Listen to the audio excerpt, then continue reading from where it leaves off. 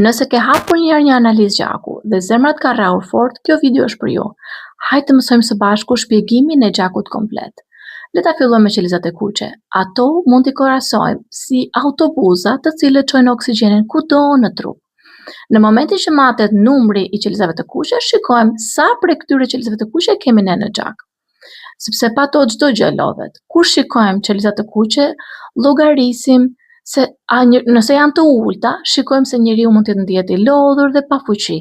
Nëse ato janë në numër të lartë, mund të shikojmë tendence për trashjen e gjakut. Një tjetër matje që bëhet në gjakun komplet është hemoglobina, ose ndryshe ta quajmë si magazinë oksigjeni brenda këtyre qelizave të kuqe. Sa më shumë qeliza të kuqe të kemi, aq më shumë oksigjen, aq më mirë ndihemi. Në momentin që hemoglobina është e ulët, mund të shikojmë tendence për të pasur një anemi. Në momentin që hemoglobina është e lartë, mund të jenë për disa faktorë, por njëri prej tyre është mungesa e ujit. Një tjetër matje që shikohet kur bëjmë gjakun komplet është hematokriti, në të cilin shikojmë në gjithë vëllimin e gjakut sa përqind përbëhet nga qelizat e kuqe. Një tjetër matje që shikohet në gjakun komplet është MCV-ja. Kjo tregon për madhësinë e qelizave të kuqe. Siç krahasuam atë lidhjen me autobuzin, ato mund të jenë autobuza normal, autobuza të mëdhenj.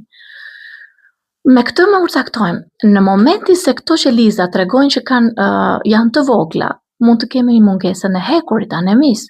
Në momentin se këto janë në numër të lartë, tregon për mungesë të vitaminës B12 dhe folatet. Një tjetër matje është MCH-ja ose dhe MCHC-ja. Këto tregojnë që kemi këto autobuza, po a janë të mbushura brenda me oksigjen? Sa oksigjen ka brenda qeliza? Me anë të këtyre të dyjave ne përcaktojmë për llojet e anemisë që mund të jenë të shfaqura në analizë.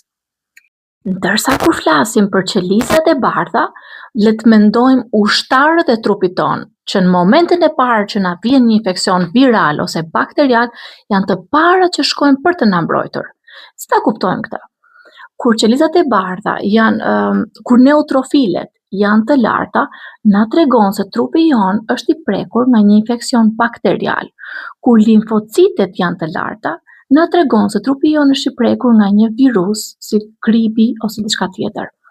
Kur eosinofilet janë të larta, ato tregojnë për alergji, për astma dhe për parazit që është shumë e rëndësishme. Bazofilet janë ato që janë përgjegjëse për reaksionet alergjike, ndërsa monocitet janë si pastruesit e trupit. Zakonisht ato rriten pasi trupi jon ka kaluar një infeksion a diçka. Janë thjesht pastruese. Një tjetër matje që bëhet është dhe shumë e rëndësishme është trombocitet. Ato janë të parat që shkojnë në momentin që trupi jon ose kemi një prerje ose një çarje, janë të parat që shkojnë si ekip i shpëtimit për të bërë koagulimin dhe mpiksjen e gjakut. Trombocitet janë qelizat që ndihmojnë për koagulimin e gjakut, mpiksjen e gjakut. Në momentin se ato janë të ulta, mund të jetë problem për gjakridhe nga hunda, për maviosi shumë të shpejta, për menstruacione shumë të rënda dhe për infeksione virale.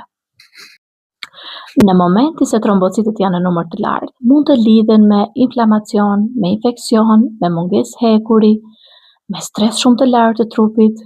E ti, kur i dëgjoni të gjitha këto, jepim vetëm stres, por ama, në mënyrë sa më thjeshtësuar, për të ditur kuptimin çfarë janë, çfarë tregojnë për trupin tonë.